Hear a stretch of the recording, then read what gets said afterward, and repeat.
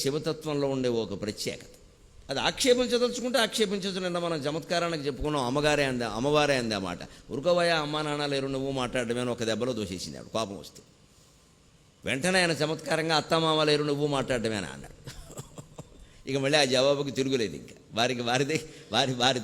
వారి నింద వారికే చెల్లింది, వారికే తిప్పి కొట్టేసామంతే, అయిపోయింది అక్కడ. అంతే సరసం, అంతటితో అయిపోతుందా తగాదా? ఇంకా అయిపోవాలి. భార్యాభర్తల తగాదాల్లో మాట భేదాల్లో ముఖ్యంగా ఏముండాలి అంటే ఎక్కడిదెక్కడ మర్చిపోవాలి. మళ్ళీ కొత్త తగాదా వచ్చినప్పుడు కొత్త విషయం ప్రస్తావించాలి, కానీ మొన్న ఏమన్నాం అనకూడదు. మొన్నే అలా అయితేనే సుఖంగా ఉంటారు. సుఖంగా ఉంటారు. కొత్తది ఎప్పుడు వచ్చినా సరే ఆ కొత్త విషయం గురించే మీరు మొదటి నుంచి ఇంతే అనడం, నువ్వు పుట్టినప్పటి నుంచి ఇంతే, ఈ జన్మది పుట్టికదేమీ లేదు కదా ఇది. ఇవాళ మనకి ఏదో కాఫీ విషయంలోనో అన్నం విషయంలోనో లేకపోతే ఎక్కడికో బయలుదేరి వెళ్ళే విషయంలోనో ఆలస్యం చేసే విషయం ఏదో వచ్చింది తగదా, ఏదైనా కానీ ఏదో ఆ విషయమే అంతే. ఆ విషయం మీద వచ్చినప్పుడు ఆ విషయం అక్కడ ఆపేయాలి దాన్ని. అందులో ఎవరు కాస్త బాధపడ్డారో, ఆడామొగ ఎవరు బాధపడ్డారో వారు కాస్త ముభావంగా ఉంటారు, ఉండనివ్వాలి. ఒక అరగంట అలా వదిలేస్తే తర్వాత అరగంటలో దారికి వచ్చేస్తారు. అనుభవం మీద చెబుతున్నాను.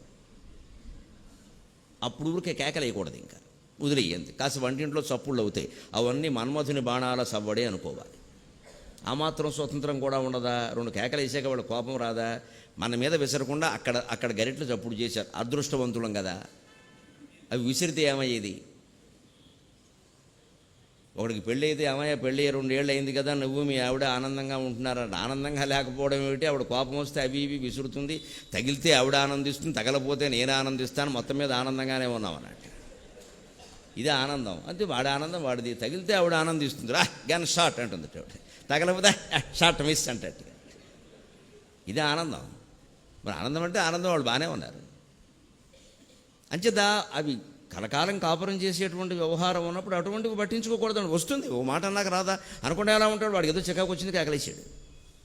ఆ సమయంలో వేయనియడమే మంచిదండి. చాలామంది ఆడవాళ్ళకి మగవాళ్ళకి కూడా అర్థం కాదు, వేయనివ్వాలి. వేస్తే అది చల్లారిపోతుందమ్మా. కేకలు వేసే అవకాశం మగవాడికి కానీ, లేకపోతే మూతి ముడుచుకునే అవకాశమో, కేకలు వేసే అవకాశమో ఆడవాళ్ళకి కానీ, లేకపోతే బీపీ వచ్చి గుండె పగలడం ఖాయం. అవకాశం ఇవ్వాలి. ఏదో అంటాడు అన్నయ్య కాసేపు, ఆ కాసేపు లోపల పోతే అయిపోయాయి. తర్వాత అన్న తర్వాత వాళ్ళ బాధలో కాసేపు 1 గంట 2 గంటలో మాట్లాడరు, అంతే. మన పుస్తకం మనం చదువుకోవడమే. తస్మై శ్రీ గురుమూర్తయే నమ ఇదం శ్రీ దక్షిణామూర్తే. అటువంటి చదివితే వాళ్ళకి భయం వేస్తుంది, వెంటనే ఎక్కడికో పోతాడేమో ఈయన. అప్పుడు మళ్ళీ హరవిలాసాలు అవి చదవకూడదు, గట్టిగా దక్షిణామూర్తి స్తోత్రం చదివేయాలి.